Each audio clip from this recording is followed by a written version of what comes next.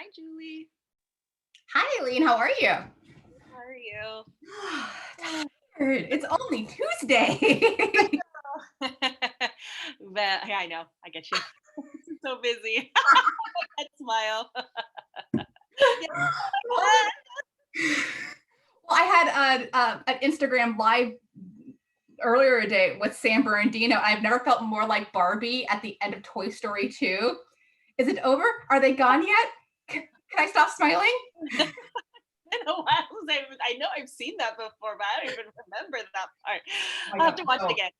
That one's too. My son has become obsessed with Toy Story 3. Oh, my son doesn't like Toy Story. He doesn't like any of the Pixar movies, really. Oh, really? Yeah, it's weird. He looks like we tried to get him to watch Toy Story, and he was kind of scared by it. He's sweet. Yeah, he likes things like Daniel Tiger and like those kind of things. He liked Coco. There's a few that he watches. He thought Beauty and the Beast was scary. He thought Little Mermaid was scary. Like, he loves Lion King, though. That's weird. That's like his jam. Anyway. My best friend, her son is the exact same way. He loves Lion King, whereas I can't. Like, I have to skip over the scene where Mufasa dies because I can't handle that. Yeah, he doesn't quite get that, but he's like, "What happened?" And I'm like, "That's a conversation for another day, Jack." No, we kind of. They're like, "Well, he doesn't feel good right there. Something happened. He's hurt." I'm gonna put this up front for people to see, just some logistical stuff. And you need, actually, let me go through my checklist real quick. So we are going to be recording. We'll be editing out our fun conversation at the beginning. Let me go ahead and real quickly make you co-host. Okay. And then will I have the opportunity to share my screen? Yes. So making co-host now will allow you to do that. I'm also going to spotlight you. Perfect. Video onto you. I'll take myself out. And looks like, okay, so we've got two folks joining us. One is actually our grad intern, and I said I'd let them in at 4. So are we okay to go ahead and let them come in? I'm ready, yeah. Okay. I will admit all, share my screen for just a minute, and then let you share your screen. Okay. Cool. All right. And I think everybody is joining us. So I know. Yeah. Always the prep stuff. All right, and here we are. Hello, everyone. We've got a few participants in the room already, and I will be adding folks as they enter the waiting room. So welcome, everyone, to day 1 of our Global Engagement Expo. Yay! And joining us is Julie from the CSUIP office down over in Long Beach to present to us about CSU-wide international programs. Julie's a good friend. We see each other every now and then at our CSU-wide events, and she's very knowledgeable and super helpful. So I hope you enjoy learning from her. A few logistical pieces. Please note that all of the sessions for the expo are being recorded for posterity. We'll be posting them on our website later for students to be able to access at any time. At this time, we ask you to please keep yourself muted so there aren't any background or disturbing sounds or feedback from mics and things like that. If you have any questions, please use the chat at this moment. I'll be reading them off to Julie or making note of them as we go along. And as I mentioned before, we'll be sharing these recordings back onto the same Global Engagement Expo website that you've been registering on, clicking the Zoom links and things like that. So that's where these videos will be stored. I believe that's all of the housekeeping business for now. And without further ado, I'll turn it over to Julie, who can start sharing her screen. Thanks, Julie. Well, thank you guys for joining me. Like Eileen said, I am Julie Muir with CSU International Programs, and let me go ahead and get my share screen going. Give me one moment. Okay, can I get a thumbs up if you guys can see my screen?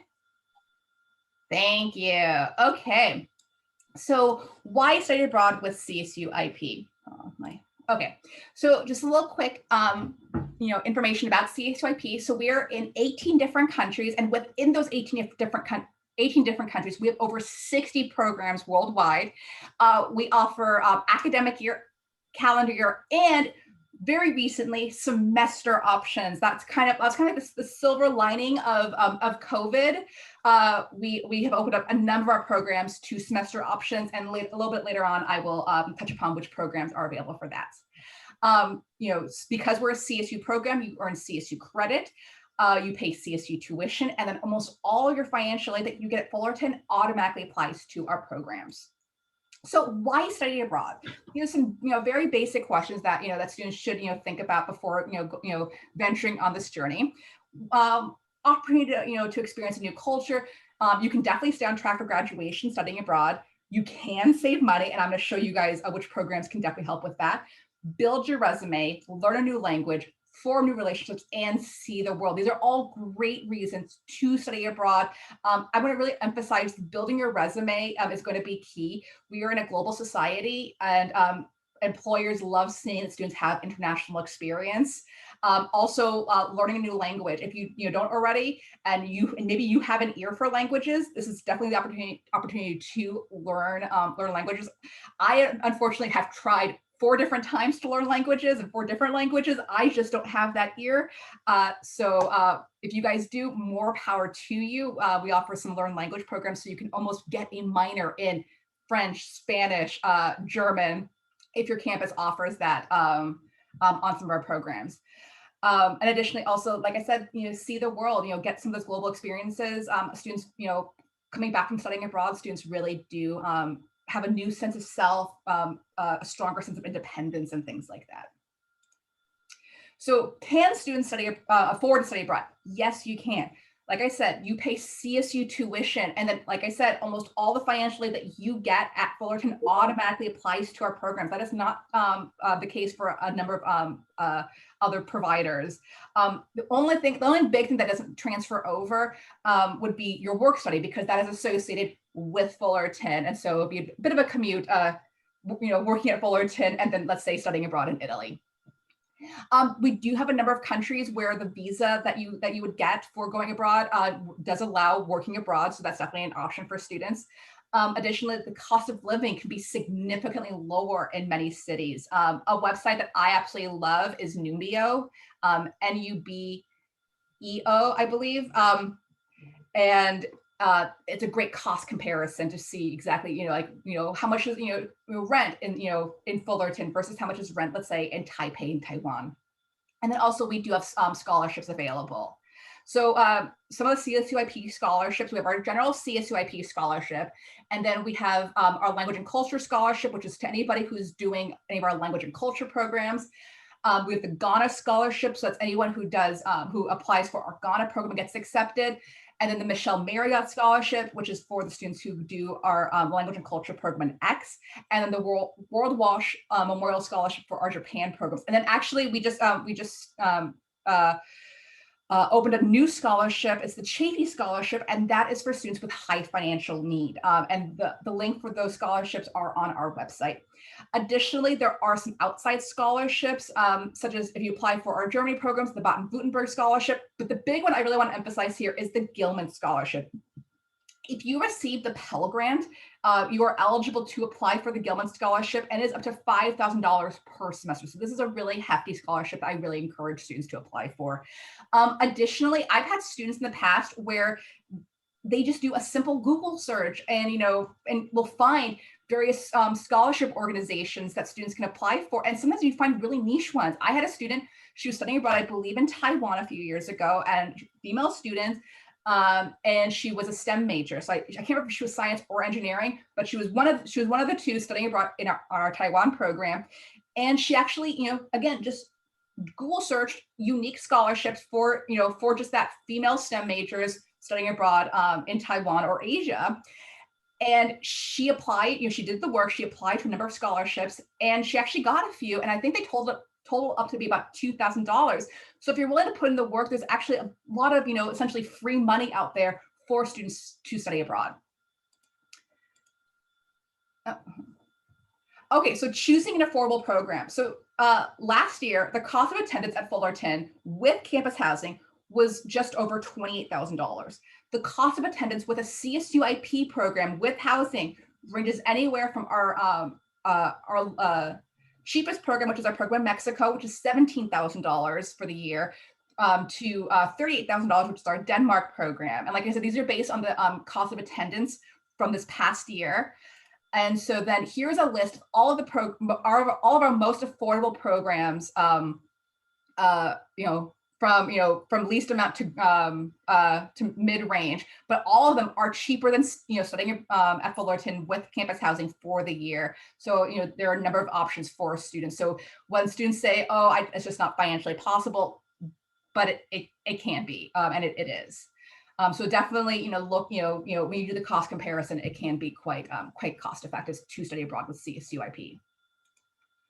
Will students earn academic credit while abroad? Yes, all students earn actual CSU credit while on our programs because we are a CSU program. Students, we do require students to take at least 15 units per semester. We do also allow students to take, not included in that 15 units, but at least, but you can take one CSU online course in addition to your 15 units. Because some students, have some online courses some campuses do offer, and then students can take GE major or minor credits coursework while abroad. However, prior to going abroad, you definitely want to chat with your faculty advisors, whether it be GE major or minor, and determine how those courses will be applied back to your Fullerton degree. We also really encourage students to go abroad their sophomore year and knock out some GE credits on several of our CSUIP programs. One of the great ones to do it is actually our Italy program. There's a number of GE courses that students can take while in Italy that will satisfy GE requirements. It also, like I said, allows you to stay on track for graduation.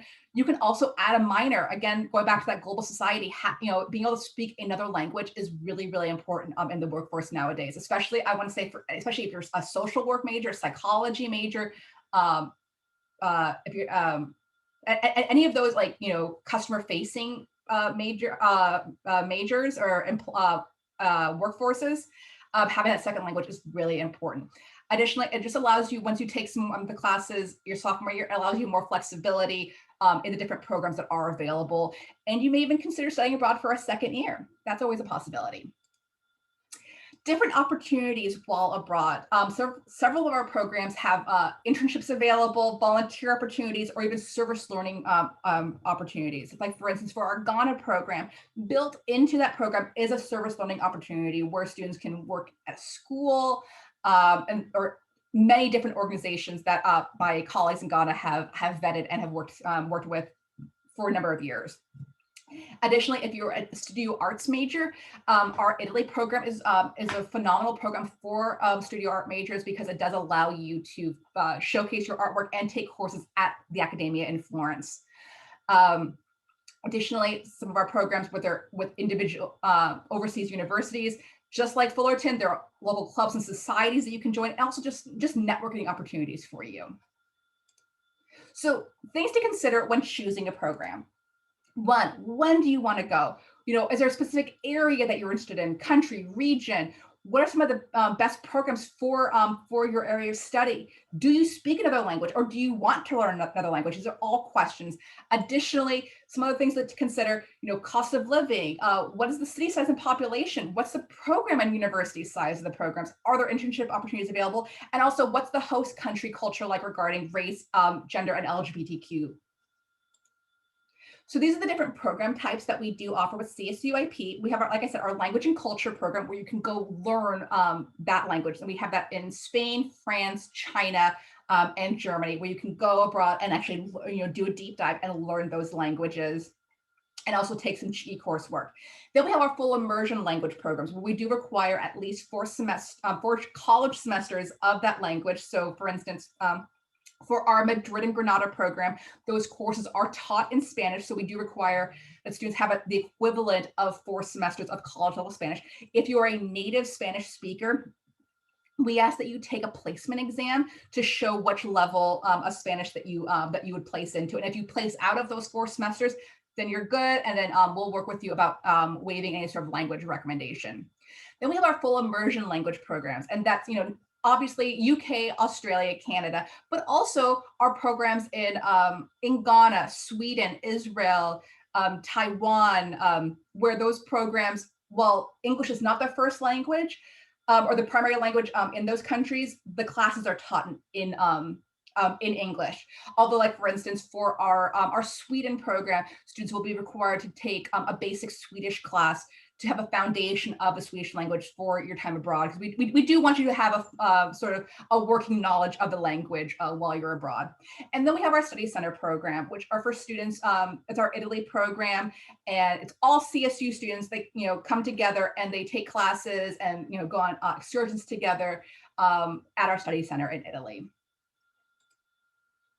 So some of the benefits for studying abroad for the year, you definitely become more than a tourist. I work very closely with our alums, and it takes, what I've heard from them, it takes about 3/4 of a semester to sort of lose the tourist and culture shock and homesickness and truly feel like a local. And when you only do a semester, you have that final like month and a half of your time abroad left, and you're like, but I finally got used to feeling like a local. I have my favorite little coffee shop to go to. I have my routine.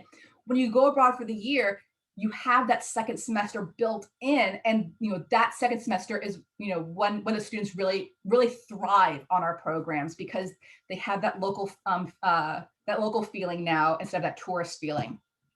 Additionally, you definitely for our high language acquisition, I had a student doing our language and culture program in China, and she was feeling really nervous about the language. But then one day it just suddenly clicked, and she was, without knowing it, was able to respond in Chinese. So you really are able to, do that deep dive and really focus on the language while you're there, as opposed to, just taking a class in the language. When you're there, I had another student who she was doing our language and culture program in Aix in France, and she would go into the store, and she would ask them, it's like, can you please speak to me in French so I can work on my French language. And she said that I think it was the body shop in Aix, and she frequented that location a number of times, and they would work with her French language. Additionally, like I said, as you can see, a number of our programs are quite affordable because, obviously the cost of living in California is quite high.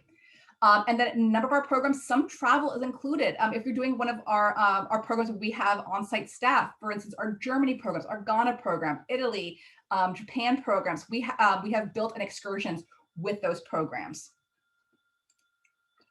Now, like I said, we do have a number of programs that are available for the semester.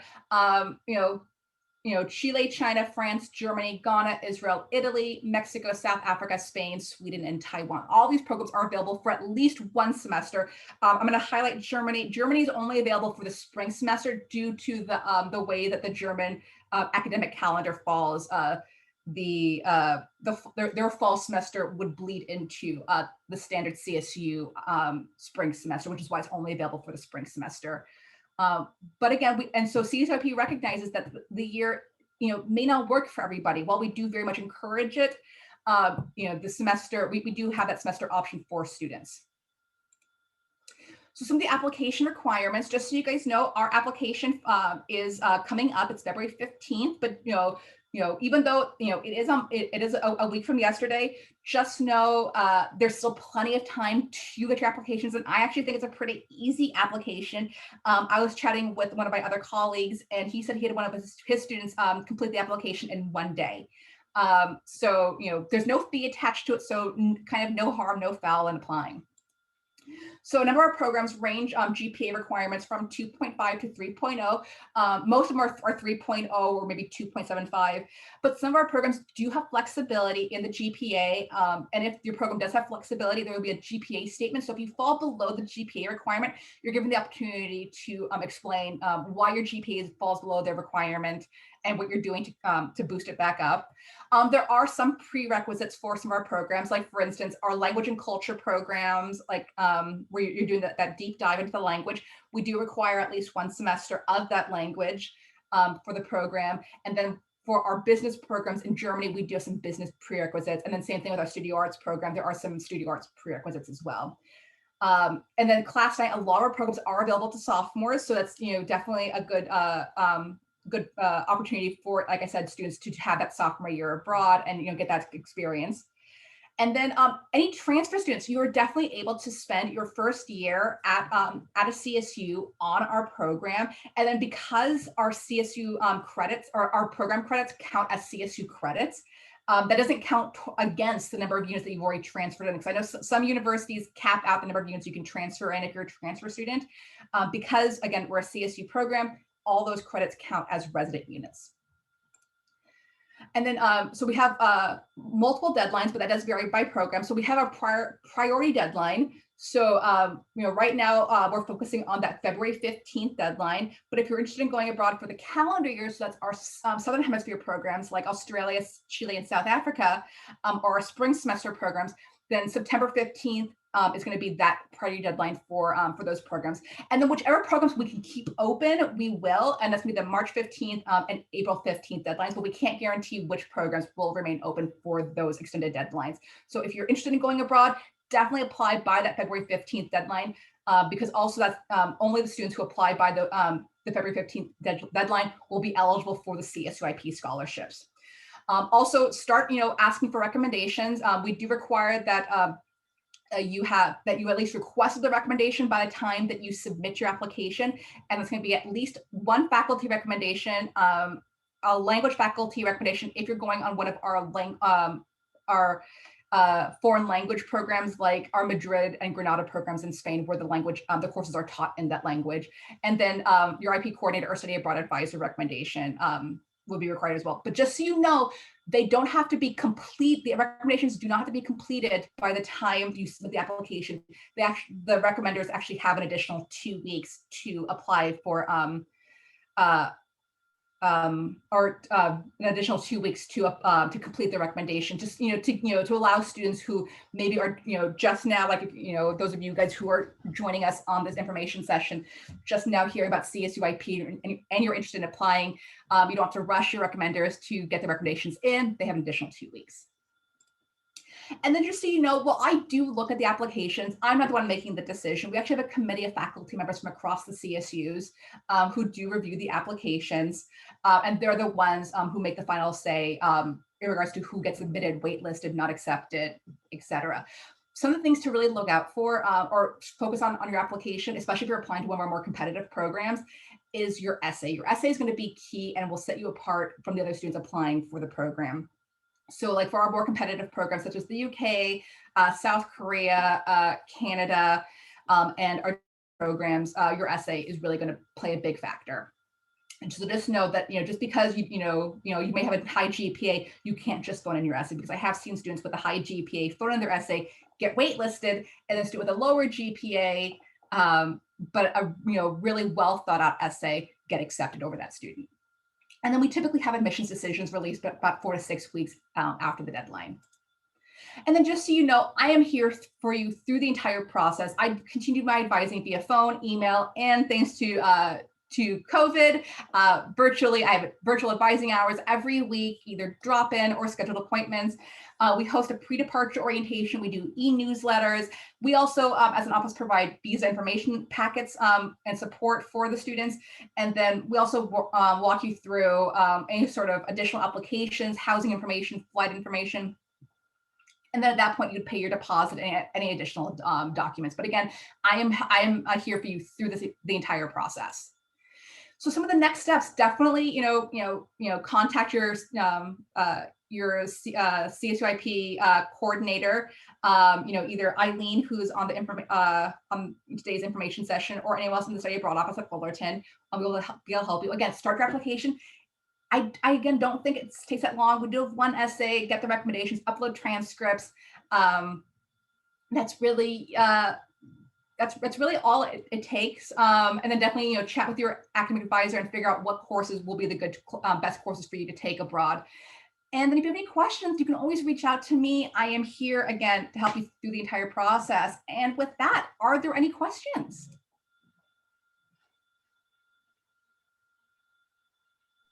I don't see any in the chat. Oh, I'm just saying thank you for the information. Hi, Julie. I do have a question because it's Yes. something that's been on my mind for a little. It comes back now and then because it's not as prominent, but it does come up. I'd like to clarify something that you or ask to clarify something you mentioned about the transfer students. Mhm. So, if you are a student transferring into Cal State Fullerton for the IP programs, can they, first on the IP side, can they spend that semester transferring into CSUF on the IP program? Like that first semester get That go, or first semester, yes. There are a couple programs where just one, actually really just one program. Our WASDA program, you have to currently be at the CSU. So that's like, I think the only program that won't work for transfer students. But for the most part, all of our programs, you can actually spend your very first semester at Fullerton on a CSUIP program. Okay, that one, okay, because normal that one I will have to check. That sounds awesome. It's just that on for some of our other programs, let's say like some of the provider programs, Mhm. we tend to kind of say, well, if you're transferring in, you'd probably want to adjust to CCF first before applying to some of the other ones. But if it's a C, but if we work together, so the CSUIP, we can probably make an exception for that. But I'd have to check in with the team. But I want to clarify that because that was something that was bugging me. I was like, I think they can spend their first semester, and we've been going back and forth. So thank you for that. I'll let the team know. We do actually have some questions. We have one. Where can we apply? I was in another session and I might have missed it in the beginning. Also, can we please have your contact information? Yes, I'm going to go ahead and shoot all that information into the chat right now. Give me 1 second. Okay, we have someone saying, I'd like to apply for study abroad in spring 2022. When should I apply? I believe you mentioned that deadline, the priority deadline for spring 2022 was September 15th. Yes. So it is September 15th, and we actually just opened up our applications for spring 2022 and calendar year 2022. So they're up and running already. So you can go ahead and apply. You can't submit your application quite yet because part of the requirement is going to be submitting your unofficial transcript with your spring 2021 grades. But you can get everything all prepped and ready to go. And then once you have that updated unofficial transcript, go ahead and submit. But like I said, we don't give preference to students who submit earlier, as long as you submit it by the required deadline. Like I've had students submit their application 11:59 p.m. on the deadline day, and we give them the same opportunities as everyone else. So in the chat right now, I'm just posting the link to our website, and then also the available there was our list of programs, and you can look at the programs and then start your application for whichever program.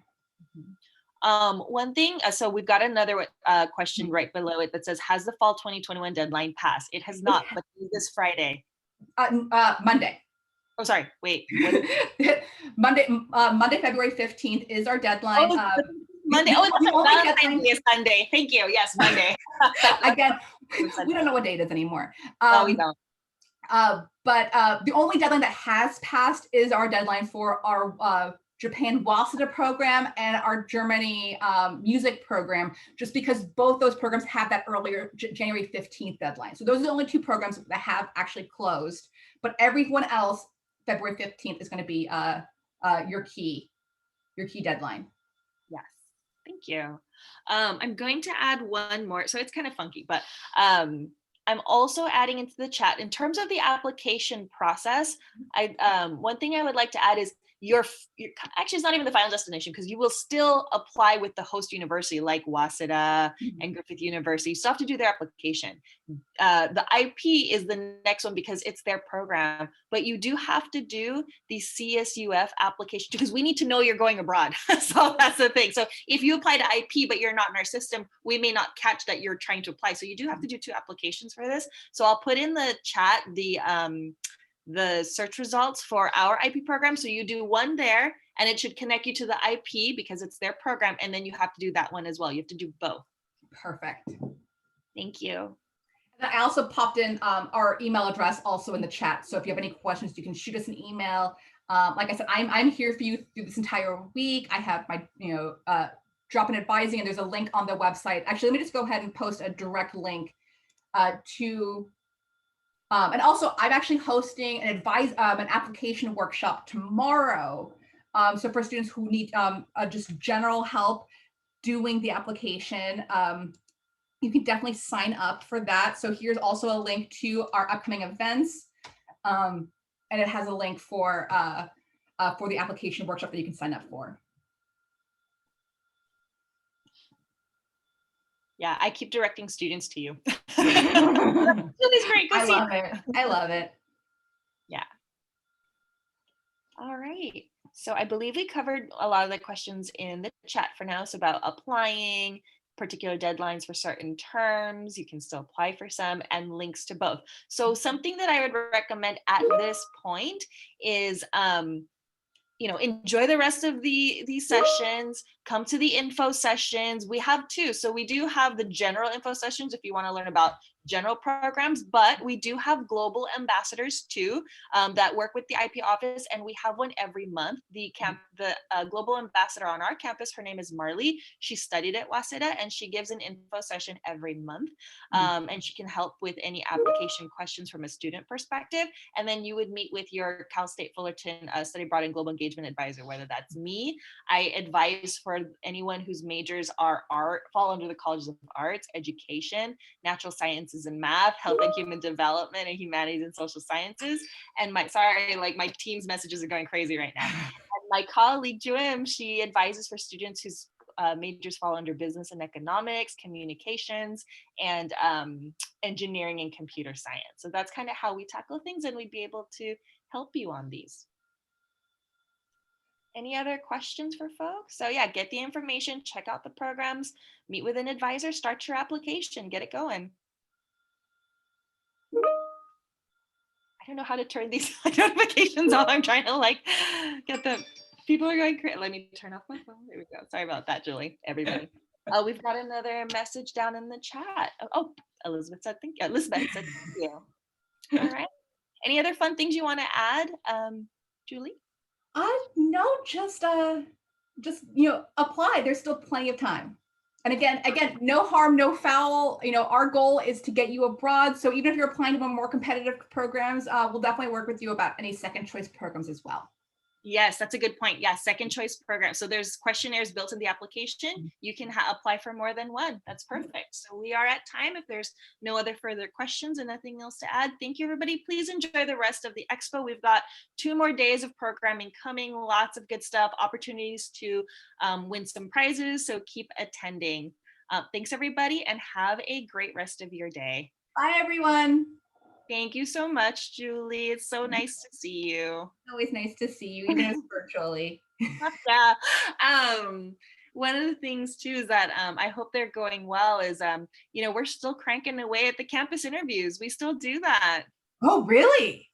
Oh yeah. No, I know a lot of the other CSUs I think don't. We still do. We interview every applicant that goes to you. I know Craig does at Pomona. He does them, but he actually does them after the students actually complete their application. He doesn't mess around before students. Oh no, yeah. So usually I think one requirement that we've added, let me